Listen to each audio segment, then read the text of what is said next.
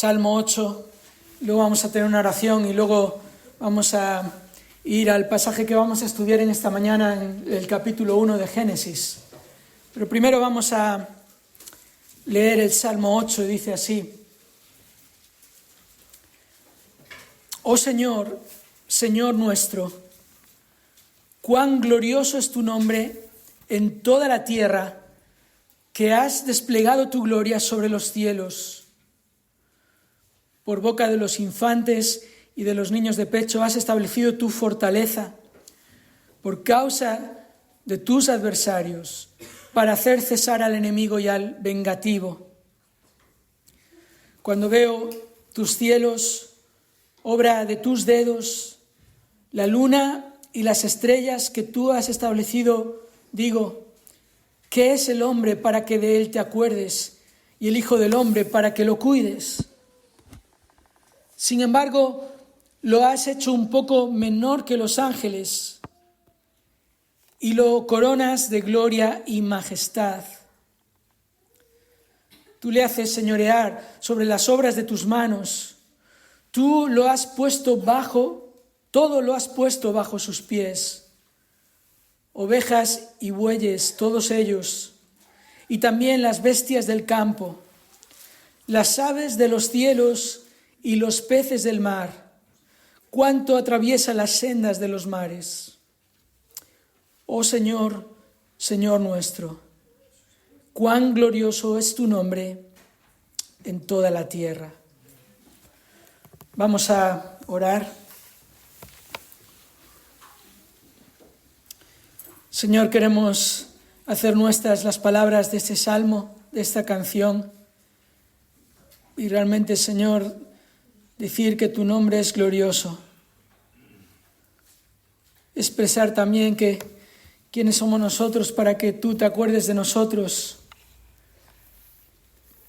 Sin embargo, Señor, como vamos a recordar en esta mañana, tú nos creaste, Señor, para ejercer dominio sobre la creación, sobre tu creación, para servirte a ti por medio de gobernar y dirigir la creación. Pero, Señor, también para mostrar cuán glorioso es tu nombre, aun en todas las cosas que tú creaste, para mostrarnos, Señor, que tu deseo es tener comunión con el ser humano, una comunión que nosotros destruimos con nuestro pecado y nuestra rebeldía, pero que tú, Señor, por ser un Dios de gran misericordia y bondad, por ser el Dios que quiere bendecir, tú nos bendeciste también, Señor, con una salvación plena y completa, una salvación en Cristo, quien es el ancla firme de nuestra alma, en quien estamos firmes y seguros. Y, Señor, queremos ahora, al considerar tu palabra, al considerar tu creación, no solo, Señor, entender tu palabra, sino responder a tu palabra de manera que realmente traigamos gloria a tu nombre. Ayúdanos, Señor, ahora en el estudio de tu palabra. Te lo pedimos en el nombre de Jesús. Amén. Quiero ahora invitaros a abrir nuestras Biblias en Génesis capítulo 1. Génesis capítulo 1, donde vamos a estar considerando esta mañana la creación de todas las cosas. El título del sermón esta mañana es Del caos al cosmos. Del caos al cosmos. Es lo que vamos a ver en este libro de Génesis, que comienza con el relato de la creación, de cómo Dios crea todas las cosas. Y ya hemos dedicado algún tiempo a reflexionar en cuanto a este libro, el libro de Génesis, un libro único y particular en las Escrituras. Vimos como no es un libro de historia, aunque la historia que relata es una historia veraz, verídica, porque este es el libro de Dios. Toda la Escritura es inspirada por Dios. Este libro es el testimonio de la perfección divina. Si este libro no es perfecto en sus manuscritos originales, entonces su autor tampoco lo es. Así que, aunque no es un libro de historia, porque no es un libro que meramente nos relate la historia, de hecho es un libro que no nos relata toda la historia, y lo vamos a ver particularmente en esta mañana, pero sí que lo que relata es la verdad. Tampoco es un documento científico, y aquí hemos tratado de explicar cómo la Biblia no niega la ciencia, la verdadera ciencia, y no hay por qué escoger entre una y la otra, pero la Biblia no es un libro de ciencia.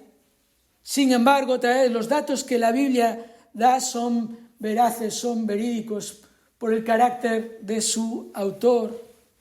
Y por tanto, como criaturas, no estamos aquí ante una situación en la que tenemos que conciliar la ciencia con lo que el relato bíblico dice. No se trata de eso.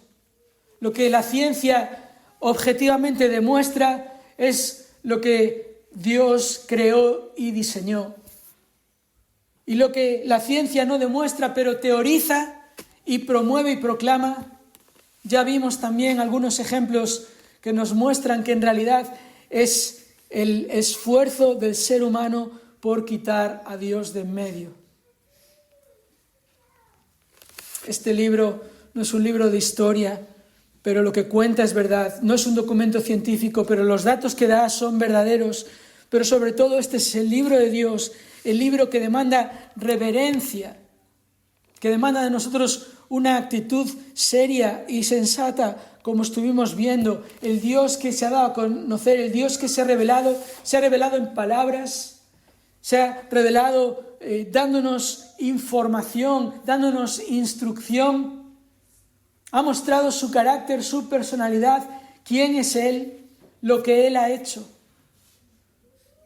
Y lo ha hecho con el propósito de que el ser humano responda de acuerdo a lo que Dios dice. Y por eso al leer Génesis no podemos dejar a un lado la fe, sino todo lo contrario. Pero no podemos pensar que se trata de una fe ciega en lo que leemos, y aunque no tenga sentido para nosotros, dice lo que dice y hay que creerlo, sino que leemos entendiendo y viendo que nuestra fe es una fe sensata, una fe que tiene sentido, que está basada en la revelación de Dios. Y hay algo importante que debemos entender en cuanto al libro de Génesis, y es entender su contexto literario. Ahora voy a estar hablando un rato acerca del contexto. El contexto es la referencia a lo que está alrededor del texto, ¿verdad? Leemos el texto bíblico, lo que el texto dice, y cada texto, cada pasaje de la Escritura tiene un contexto. Su contexto literario es una referencia a qué tipo de escritura encontramos aquí, y lo que nos encontramos aquí es una narrativa. De hecho, la Biblia está llena de narrativa. Casi la mitad de las Escrituras, tanto Antiguo como Nuevo Testamento, son narrativas, son un texto en narrativa, y por eso debemos entender cuál es el propósito de la narrativa. El propósito de la narrativa es la instrucción por medio de la narración de eventos. Hay secciones de la Escritura en los que estas secciones son didácticas, tenemos ahí instrucciones claras que se dan, y hay otras secciones que son narrativas en las que tenemos el relato de los eventos, y por medio del relato de los eventos Dios nos da las instrucciones. Y por eso al estudiar una narrativa hay dos cosas que tenemos que tener muy en cuenta, dos cosas muy importantes. Primero está la descripción de los eventos. Debemos prestar atención a lo que ahí se nos describe. Debemos entender la trama de cada historia. ¿Qué es la trama? La trama es el tema que ahí se está tratando, es lo que está sucediendo, es lo que se nos está describiendo por medio de varias escenas. Cada relato tiene distintas escenas, y esto lo vamos a ver en un momento también. Toda narrativa tiene sus escenas. Tiene también personajes. Normalmente tiene uno o dos personajes, a veces tiene más, y algo sumamente clave que debemos entender en la narrativa bíblica es que Dios siempre es el personaje principal. Aun cuando Dios igual no se describa como el protagonista, Él siempre es el personaje principal. ¿Por qué? Porque es su libro, porque es su palabra, porque es Él dándose a conocer.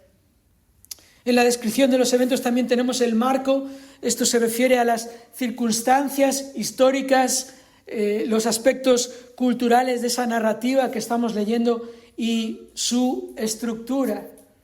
Siempre las narrativas tienen estructura y lo importante es discernir cuál es esa estructura. Así que es importante, hermanos, entender esto. Lo estoy diciendo ahora porque vamos a estar durante un tiempo en un libro que es narrativa y vamos a estar prestando atención a estas cosas. La descripción de los eventos. Lo segundo importante cuando estudiamos una narrativa es el punto de vista del narrador. El punto de vista del narrador.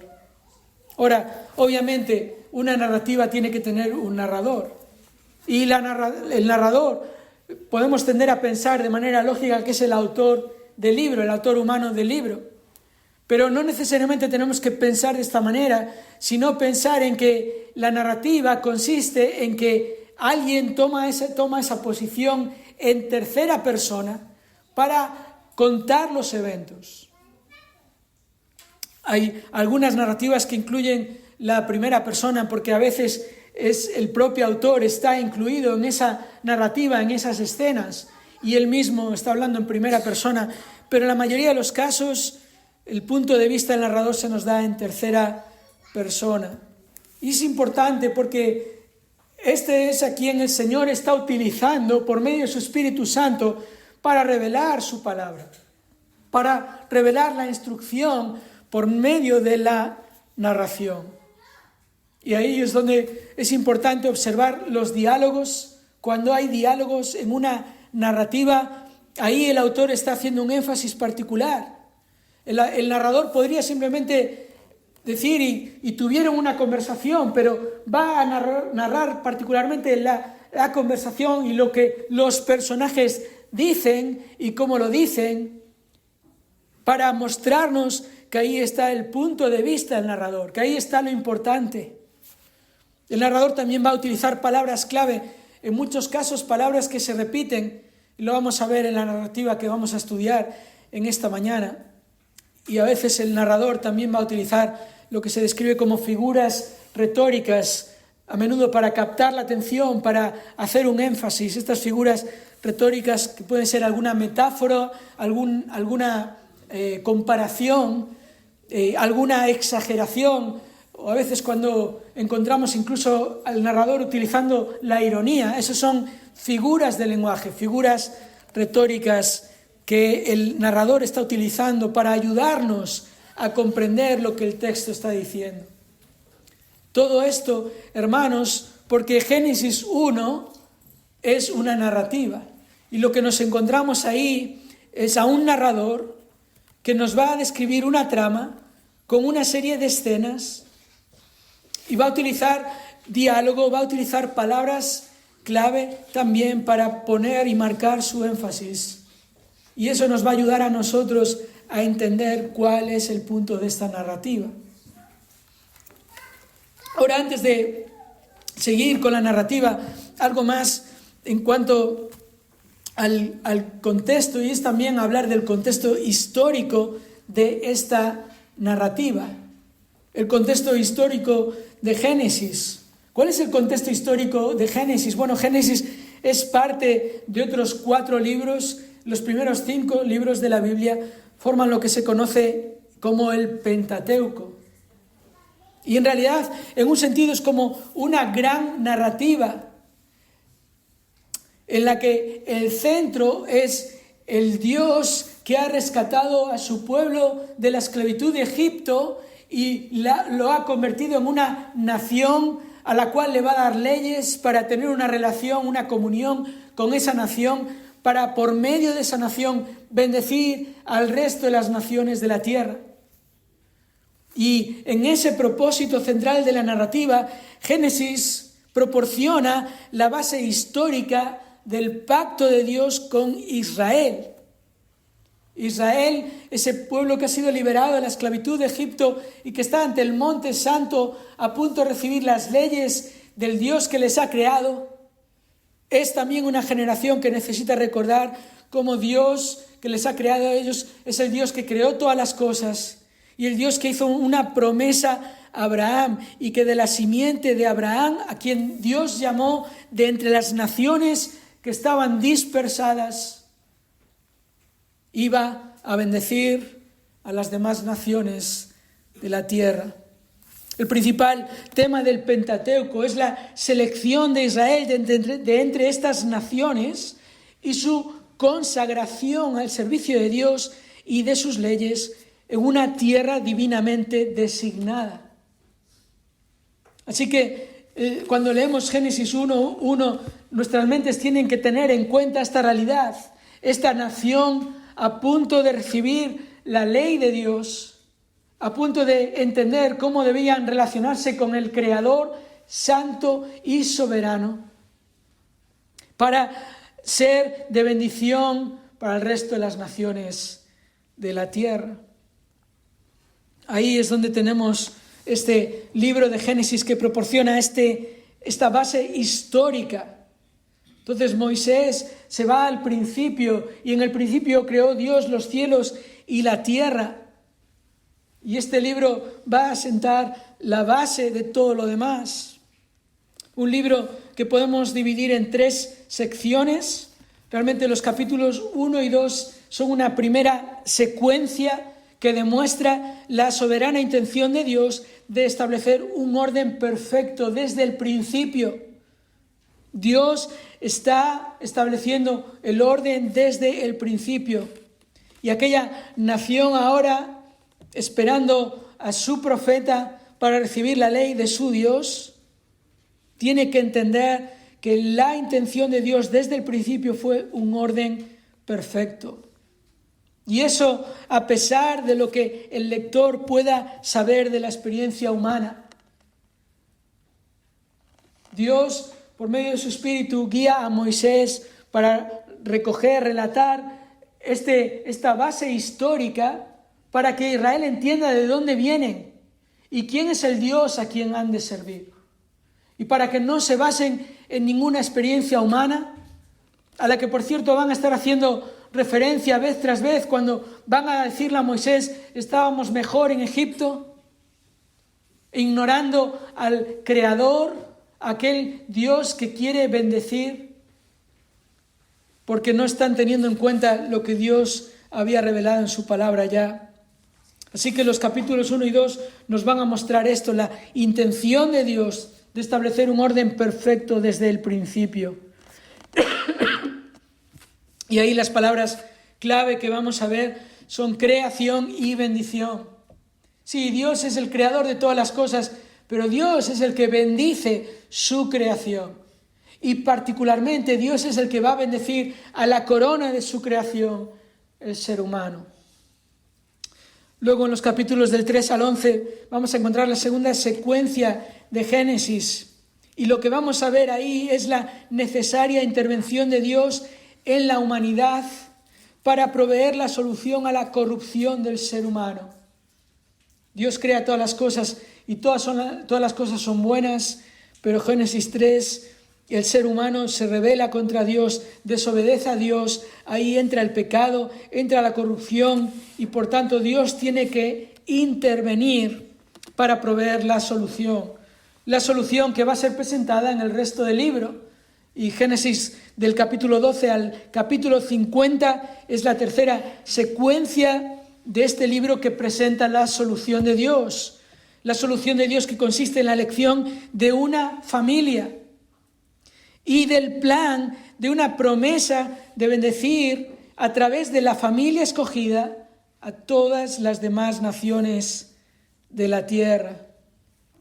Así que hermanos, todo esto es el contexto literario, es una narrativa, lo que nos encontramos aquí es el contexto histórico de una nación, Israel, que ha sido recreada, que ha sido liberada de la esclavitud de Egipto, la esclavitud también representada ahí del pecado, liberada para estar en comunión con el Creador y vivir de acuerdo a las leyes del Creador. Y en todo esto la base histórica la proporciona el libro de Génesis. Así que en esta mañana vamos a adentrarnos en la primera historia de la historia. La primera historia de la historia que vemos en Génesis capítulo 1 y versículos del 1 hasta el capítulo 2 y versículo 3. Y esta historia está dentro del contexto de estos primeros 11 capítulos de Génesis, estas dos primeras partes del libro de Génesis. Recordad la primera parte, la creación ordenada de Dios, con su clímax en la bendición del hombre. Pero luego, a partir del capítulo 3, también la obra totalmente devastadora del pecado, con sus dos mayores maldiciones que veremos en el capítulo 6, el diluvio, y el capítulo 9, la dispersión, el capítulo 11, la dispersión allí con la Torre de Babel. Así que la primera historia de la historia, y podemos titularla del caos al cosmos, del caos al cosmos. Es lo que nos vamos a encontrar aquí. Las escenas de una narrativa son primero el prólogo, siempre hay un comienzo de la historia, se introduce la historia. El prólogo normalmente suele ser unas pocas palabras. En nuestro texto el prólogo es el versículo 1. En el principio creó Dios los cielos y la tierra. Luego, después del prólogo, la siguiente escena siempre es el conflicto. La trama nos va a mostrar un conflicto, un problema que surge, y en este caso lo vamos a ver en el versículo 2. El conflicto es una tierra que está sin orden y vacía. Para luego ver la tercera escena en una narrativa es el clímax, es el punto álgido de esa narrativa que va creciendo en tensión. El conflicto lleva a un punto de máxima tensión, y eso es lo que describimos como el clímax. Aquí el clímax de esta narrativa empieza en el versículo 3 y va hasta el versículo 31, y es la creación, particularmente cómo Dios ordena lo que está desordenado. Luego viene la resolución de la narrativa. La resolución es verdad, la solución a ese conflicto que ha llegado, particularmente en los versículos del 20 al 31, cuando Dios no solo ordena la tierra, sino llena la tierra, y Dios crea la vida, y Dios crea al ser humano por encima de todo lo demás, todos los demás seres vivos, y le da al ser humano la responsabilidad de ejercer dominio, de mantener ese orden con el que Dios ha creado todas las cosas. Para finalmente llegar a la última escena de una narrativa que es el epílogo, el final, la conclusión en el capítulo 2, versículos de 1 a 3, que es el resumen de todo lo que Dios ha creado y su propósito. Así que, hermanos, esto es lo que tenemos aquí en esta narrativa de Génesis 1. Lo que, hermanos, encontramos aquí es cómo Dios, con el poder de su palabra, cambia el caos previo en una creación santa y bendita. Esto es lo que esta narrativa nos apunta. Dios, con el poder de su palabra, cambia el caos previo en una creación santa y bendita. Y la estructura de esta narrativa la vemos muy claramente con algunas pistas, algunas de estas palabras o frases que el autor repite, que el narrador repite continuamente. Frases como "y dijo Dios", que se va a repetir en cada día. Versículo 3, "y dijo Dios". Versículo 6, "dijo Dios". Versículo 9, "dijo Dios". Versículo 11, "y dijo Dios", etcétera, etcétera. Eso nos va a marcar la parte de esta estructura de cada día de la creación. Otra de las repeticiones que nos van a ayudar a entender el texto es la expresión "y fue así". Después de que Dios dice y crea, se repite la expresión "y fue así". Por ejemplo, versículo 7, "y fue así". Versículo 9 al final, "y fue así". Versículo 11 al final, "y fue así". Esto para remarcar que este es el poder de Dios creando todas las cosas, ordenando y llenando los cielos y la tierra por el poder de su palabra. Y finalmente, otra de las repeticiones es la expresión "y vio Dios que era bueno".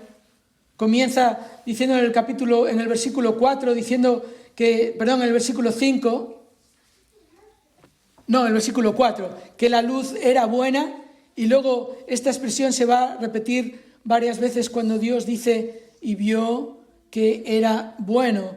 Versículo 12, por ejemplo, "y vio Dios que era bueno". Versículo 18, "y vio Dios que era bueno".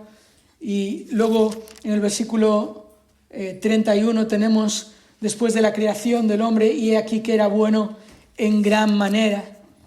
Esta estructura es lo que nos ayuda a ver lo que aquí el narrador está resaltando. Está resaltando el poder de Dios por medio de su palabra, crea todas las cosas. Todas las cosas suceden de acuerdo a lo que Dios dice. Y todo lo que Dios crea es bueno. Ahora, para ayudarnos a ver todas estas cosas de una manera ordenada, vamos a dividir el pasaje en 3 partes. Primero, los versículos 1 y 2, donde tenemos el prólogo y el conflicto, y esta parte la vamos a llamar el caos. Luego la segunda parte, la creación, los versículos del 3 al 31, y finalmente veremos la culminación, los versículos del capítulo 2, versículos del 1 al 3. Y es que lo que tenemos en el versículo 1 es realmente como si fuera el título de esta primera narrativa de la historia. En el principio creó Dios los cielos y la tierra. Esto es el título de todo lo demás que es lo que se nos va a explicar. Pero al llegar al versículo 2 nos encontramos con algo que nos llama sumamente la atención. Y aquí está el conflicto de esta narrativa, ¿verdad? Leemos versículo 2, "y la tierra estaba sin orden y vacía, y las tinieblas cubrían la superficie del abismo, y el Espíritu de Dios se movía sobre la superficie de las aguas". Aquí se nos introduce un conflicto. No sabemos qué es lo que pasa entre Génesis 1:1 y Génesis 1:2, pero es evidente que algo ha pasado. Ahora es importante aquí volver a recordar lo que decíamos, no es un libro de historia.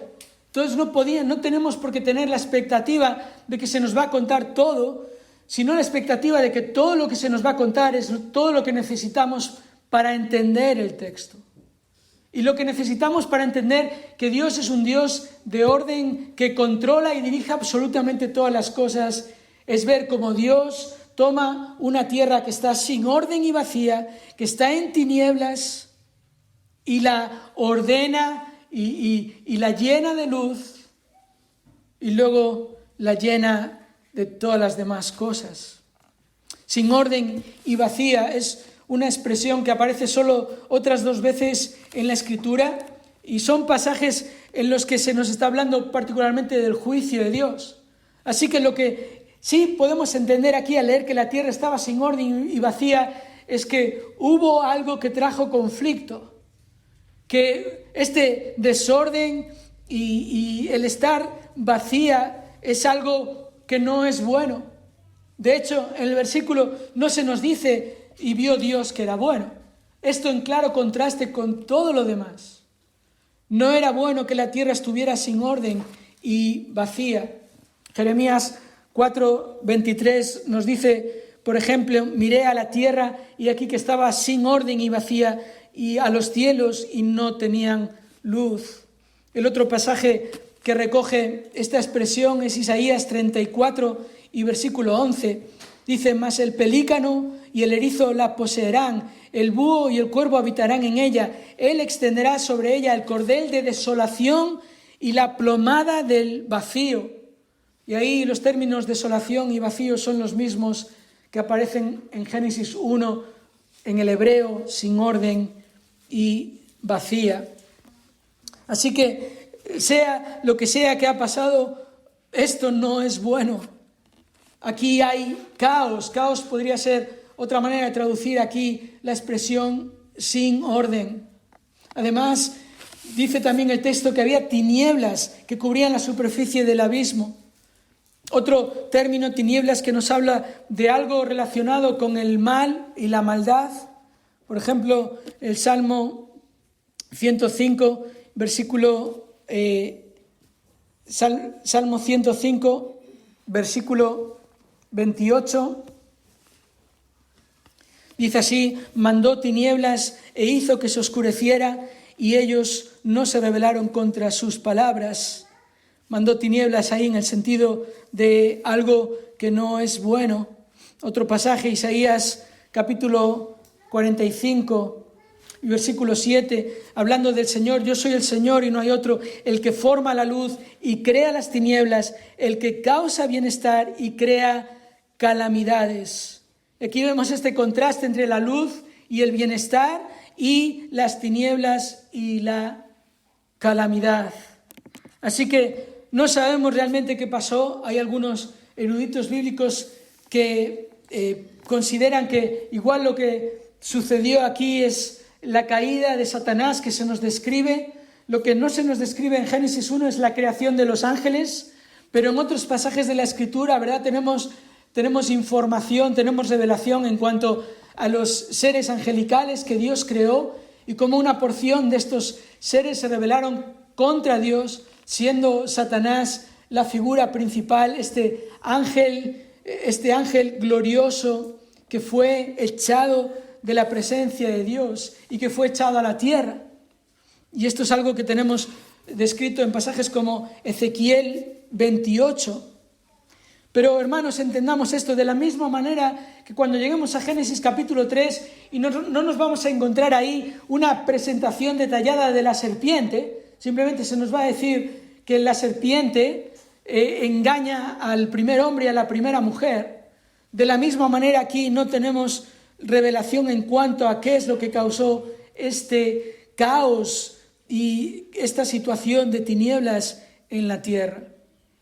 Lo que sí se nos dice en el texto es la tercera frase ahí: el Espíritu de Dios se movía sobre la superficie de las aguas, porque lo que el narrador nos está mostrando es que aún en este caos, Dios, por medio de su Espíritu, está gobernando todas las cosas. Ahí cuando dice el Espíritu de Dios se movía sobre la superficie de las aguas, apunta al Espíritu de Dios supervisando. Es un verbo que se utiliza, por ejemplo, en Deuteronomio capítulo 32 y versículo 11, para describir la actitud de un águila cuidando de sus polluelos. Dice allí: como un águila que despierta su nidada, que revolotea sobre sus polluelos, extendió sus alas y los tomó, los llevó sobre su plumaje.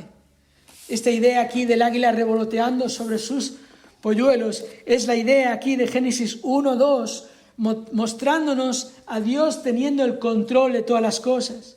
Así que hay caos, y este es el conflicto que el narrador introduce: una tierra llena de desorden y realmente vacía, que Dios, que tiene el control de todas las cosas, en su poder soberano, la va a ordenar y la va a llenar.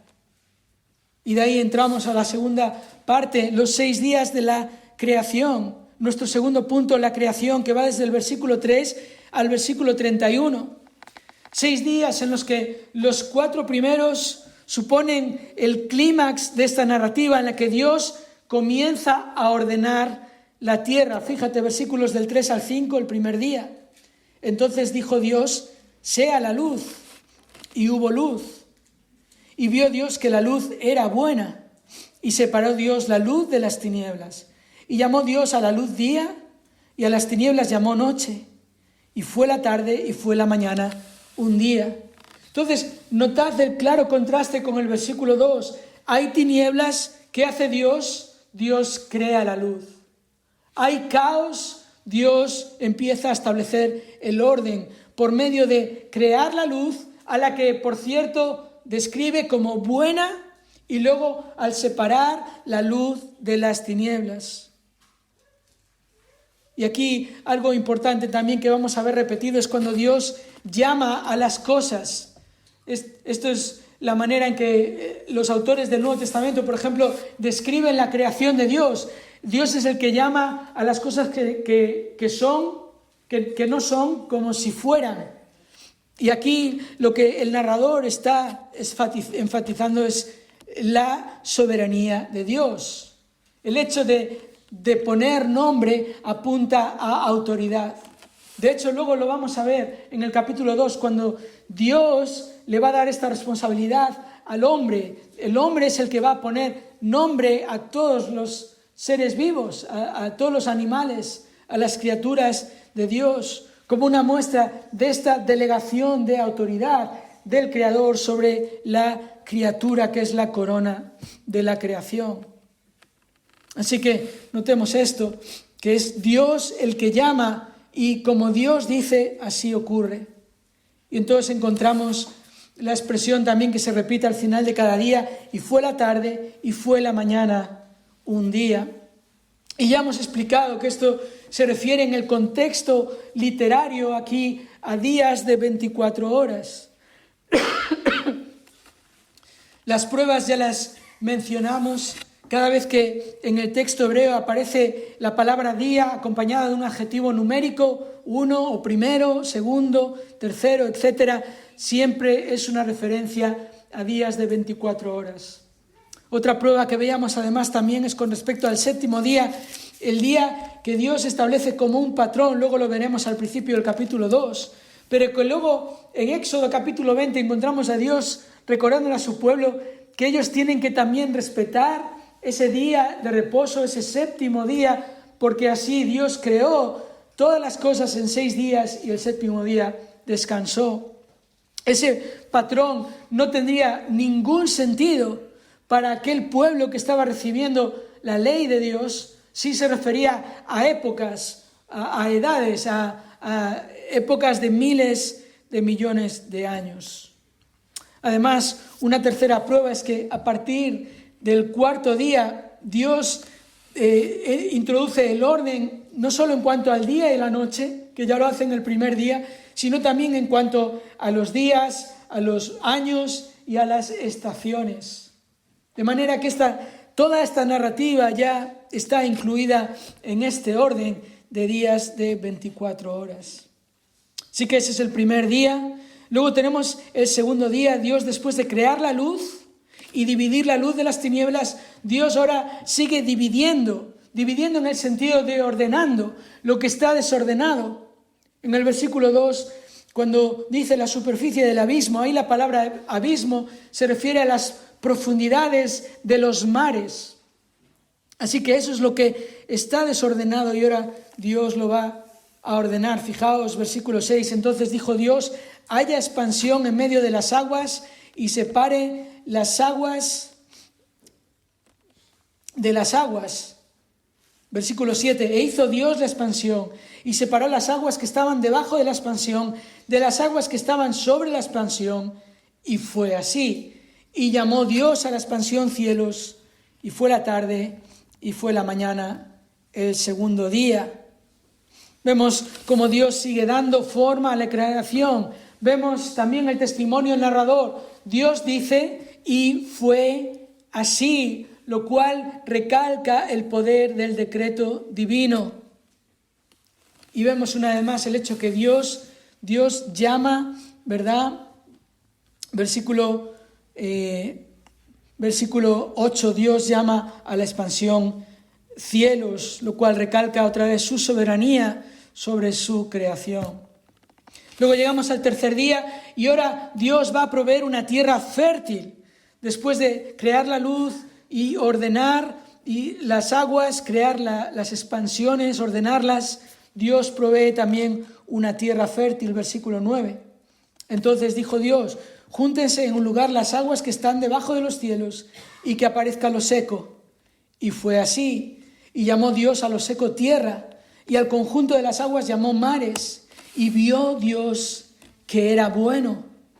Y dijo Dios: produzca la tierra vegetación, hierbas que den semilla, y árboles frutales que den fruto sobre la tierra, según su género, con su semilla en él.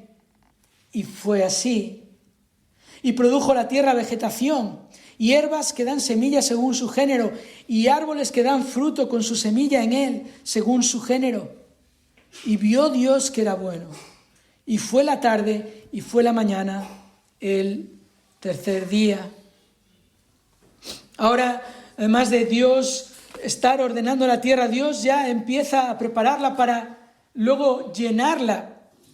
Dios establece también los límites entre los mares y la tierra fértil. Y Dios, al hacer esto, reafirma su autoexistencia y su gobierno de todas las cosas. Y lo vemos en el hecho de que el narrador repite: y dijo Dios, produzca la tierra vegetación, eso es versículo 11. Versículo 12, la repetición, notad lo que el narrador hace: y produjo la tierra vegetación, y vuelve a decir las mismas cosas. ¿Por qué? Porque esto es la narrativa, porque ahí es donde el lector tiene que fijar sus ojos, su atención en ver a este Dios que es soberano, que es un Dios de orden, que crea todas las cosas, que ordena todas las cosas para llenar su creación. Aún antes de eso, en el día cuarto, Dios designa las lumbreras, Dios establece los tiempos, Dios ordena los elementos. Fijaos, versículo 14, entonces dijo Dios: haya lumbreras en la expansión de los cielos para separar el día de la noche, y sean para señales, y para estaciones, y para días, y para años. Y sean por luminarias en la expansión de los cielos para alumbrar sobre la tierra. Y fue así. E hizo Dios las dos grandes lumbreras, la lumbrera mayor para dominio del día, y la lumbrera menor para dominio de la noche. Hizo también las estrellas.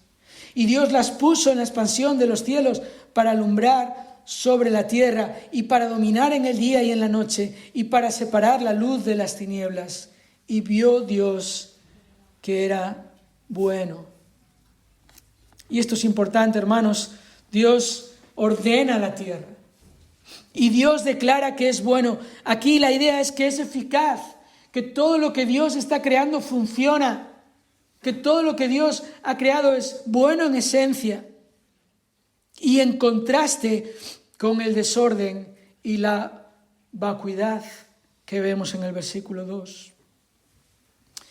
Pero ahora además Dios va a llenar la tierra, y lo encontramos ahora en los versículos del 20 al 31, en los días quinto y sexto, donde primero Dios va a crear vida en el mar y en el cielo. Fíjate, versículo 20. Entonces dijo Dios: llénense las aguas de multitudes de seres vivientes, y vuelen las aves sobre la tierra en la abierta expansión de los cielos. Y creó Dios los grandes monstruos marinos y todo ser viviente que se mueve, de los cuales están llenas las aguas según su género, y toda ave según su género. Y vio Dios que era bueno. Y ahora en la narrativa va a entrar algo sumamente importante que no hemos visto hasta ahora, y es diálogo. Y es interesante porque en teoría no hay más que un personaje aquí, y es Dios creando todas las cosas, pero Dios ahora va a bendecir y va a hablar particularmente a estas criaturas que ha creado. Versículo 22, y Dios los bendijo diciendo: sed fecundos y multiplicaos, y llenad las aguas en los mares, y multiplíquese las aves en la tierra. Y fue la tarde y fue la mañana, el quinto día. ¿Puedes notar el énfasis aquí? Dios ahora llena la tierra, y lo hace de una manera en que la llena y la prepara para que los que ha creado, los seres que ha creado, se multipliquen y sean fecundos hasta llenar los cielos y las aguas de los mares. Ahora, algo quizás interesante que uno podría pensar es que ya Dios había creado la vegetación, y esos son seres vivos, ¿verdad? Pero en la mente hebrea la vegetación no se consideraba como vida, en el sentido de que consideraban como seres vivos a los animales, y por eso vemos aquí esta diferenciación. Entonces, en el quinto día, Dios crea vida en el mar y en el cielo. Finalmente llegamos aquí a la resolución. Dios ahora crea al ser vivo por excelencia y lo va a mostrar en la manera en que lo crea. Dios crea vida en la tierra en el sexto día, versículo 24. Primero los animales. Entonces dijo Dios: produzca la tierra seres vivientes según su género, ganados, reptiles y bestias de la tierra según su género. Y fue así. E hizo Dios las bestias de la tierra según su género, y el ganado según su género, y todo lo que se arrastra sobre la tierra según su género. Y vio Dios que era bueno. Dios crea en el sexto día todos los seres animales, y ahora Dios crea de manera especial, de manera diferente, notad esto, al ser humano, versículo 26.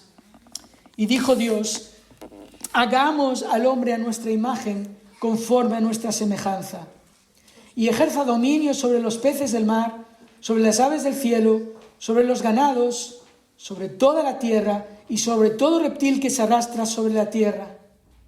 Creó pues Dios al hombre a imagen suya, a imagen de Dios lo creó, varón y hembra los creó. Y ahora nota el diálogo: y los bendijo Dios y les dijo: sed fecundos y multiplicaos y llenad la tierra y sojuzgadla. Ejerced dominio sobre los peces del mar, sobre las aves del cielo y sobre todo ser viviente que se mueve sobre la tierra. Y dijo Dios: he aquí, yo os he dado toda planta que da semilla que hay en la superficie de toda la tierra, y todo árbol que tiene fruto que da semilla. Esto os servirá de alimento. Y a toda bestia de la tierra, a toda ave de los cielos y a todo lo que se mueve sobre la tierra y que tiene vida, les he dado toda planta verde para alimento. Y fue así. Versículo 31. Y vio Dios todo lo que había hecho, y he aquí que era bueno en gran manera. Y fue la tarde y fue la mañana, el sexto día. Ahora notad esto que hemos leído. Primero, el hecho de que Dios crea a los animales según su género, ¿verdad? Según su especie. Pero cuando llega al ser humano, dice: hagamos al hombre a nuestra imagen. Hay una clara diferencia entre el hombre creado, hombre y mujer, y el resto de la creación. Y particularmente hay una diferencia clave, insalvable, entre los seres animales y el ser humano. Dios dice: hagamos al hombre a nuestra imagen. Mucho se ha escrito acerca de que el texto diga aquí hagamos en plural, y la tendencia habitual es a pensar que esto es una referencia a la Trinidad, pero eso es un error, porque aquí no se está hablando de la Trinidad. En la Biblia se nos habla de la Trinidad. De hecho, la Biblia nos describe como el Hijo, en la segunda persona de la Trinidad, es por quien fueron creadas todas las cosas, y sin Él nada de lo que ha sido creado fue creado, ¿verdad? Así es como comienza Juan su Evangelio, Juan capítulo 1. Y vemos incluso al Espíritu de Dios aquí en esta cena, lo vimos, ¿verdad? En el versículo 2. Pero esto no es una referencia a la Trinidad. Posiblemente la explicación más sencilla, que suele ser la explicación correcta, es el énfasis del narrador. El narrador aquí está haciendo un énfasis. Cuando Dios crea las demás cosas y cuando crea a las bestias del campo, Dios simplemente lo dice y fue así. Pero aquí Dios ahora el narrador quiere mostrarnos ese énfasis con un plural majestático, es como se llama, este utilizar el verbo en plural cuando uno está hablando en singular, es para mostrar aquí un ámbito de la realeza, Y posiblemente esto es lo que el narrador está haciendo, mostrar a Dios en su realeza, como Él dice, hagamos al hombre a nuestra imagen, según el plan divino, conforme a nuestra semejanza, dice aquí el narrador, para mostrarnos que solo el ser humano fue creado a imagen de Dios, que por lo tanto solo el ser humano es esa creación especial de Dios, la corona de su creación. Vemos el énfasis también en cómo Dios recalca, versículo 27, creó pues Dios al hombre a imagen suya, a imagen de Dios lo creó, varón y hembra los creó. Este es el patrón divino. El ser humano es hombre y mujer. No hay más y no es menos. El ser humano, hombre y mujer. Ese es el patrón divino.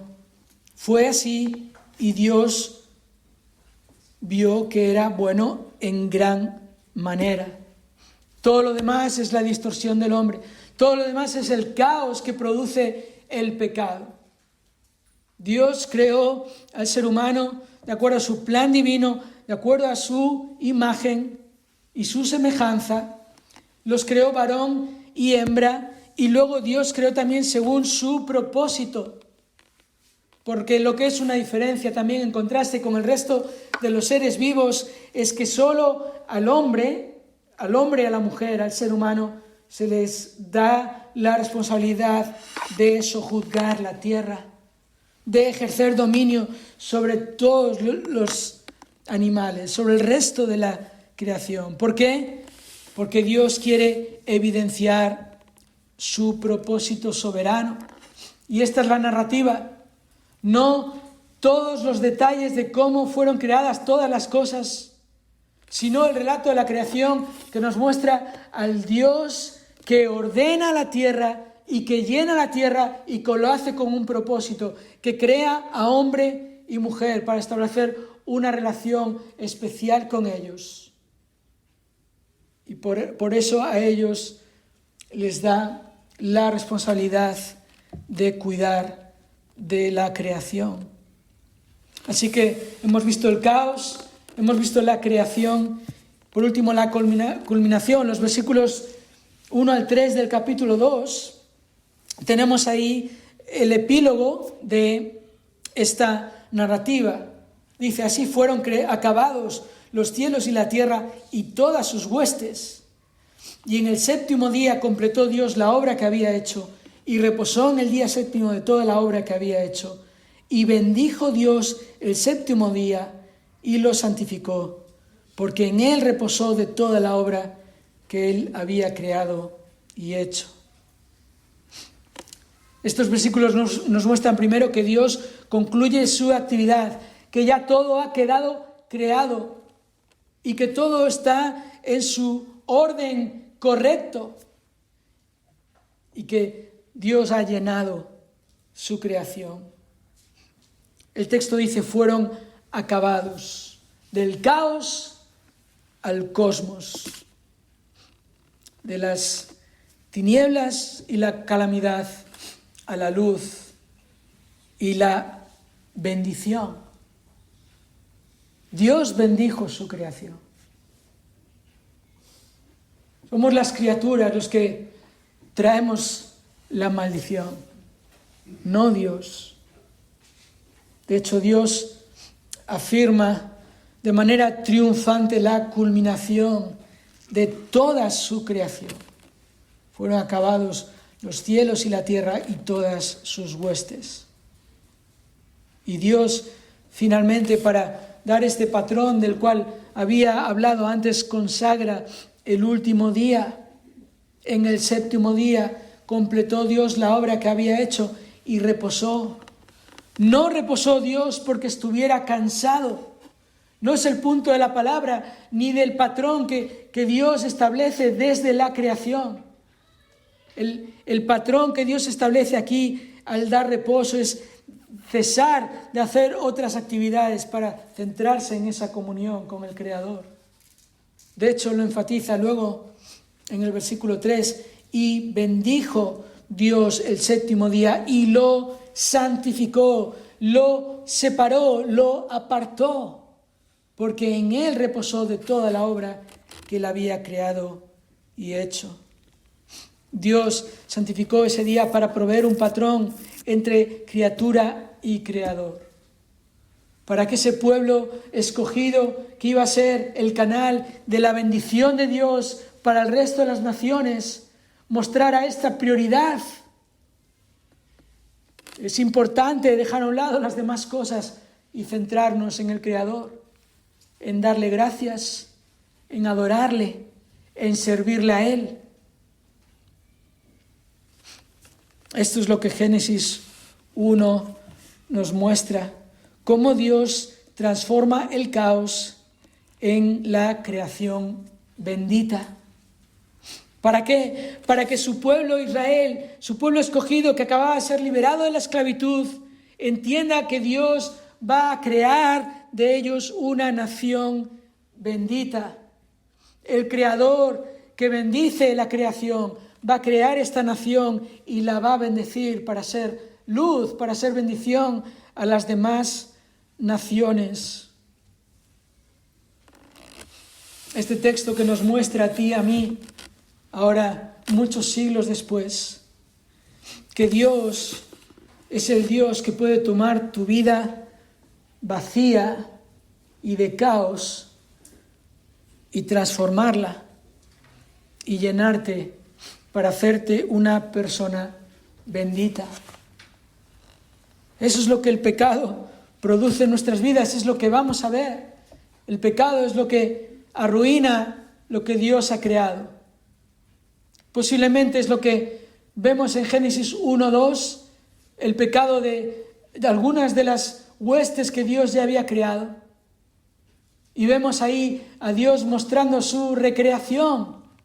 Vemos al Dios que tiene todo el poder para redimir, para salvar, para restablecer lo que el pecado ha destruido.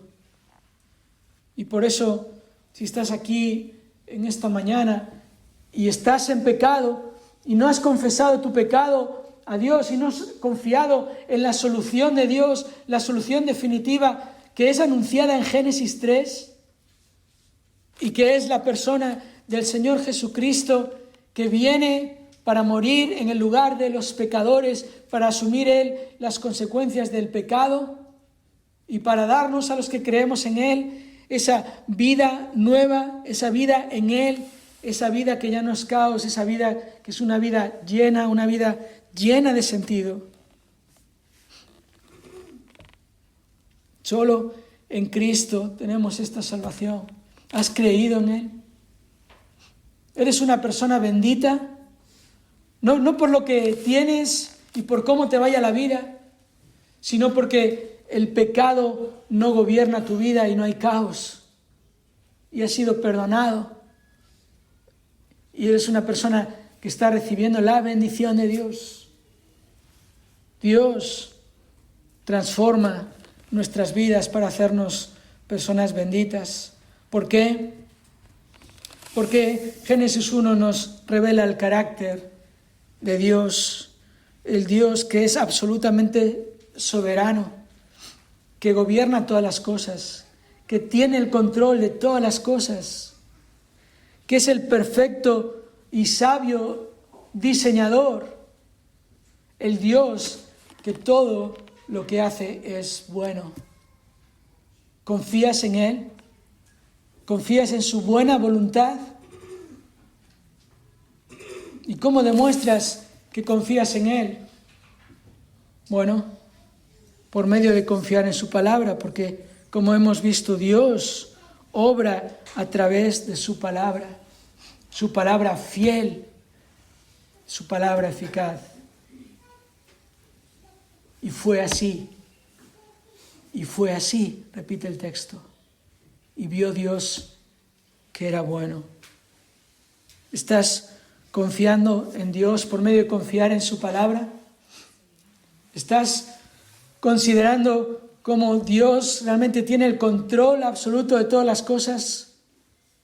¿Cómo Dios tiene poder para ordenar lo desordenado, para llenar lo vacío. Este es el Dios que Génesis nos presenta. Este es el Dios de la Biblia, el Dios creador de los cielos y la tierra. Vamos a orar para terminar.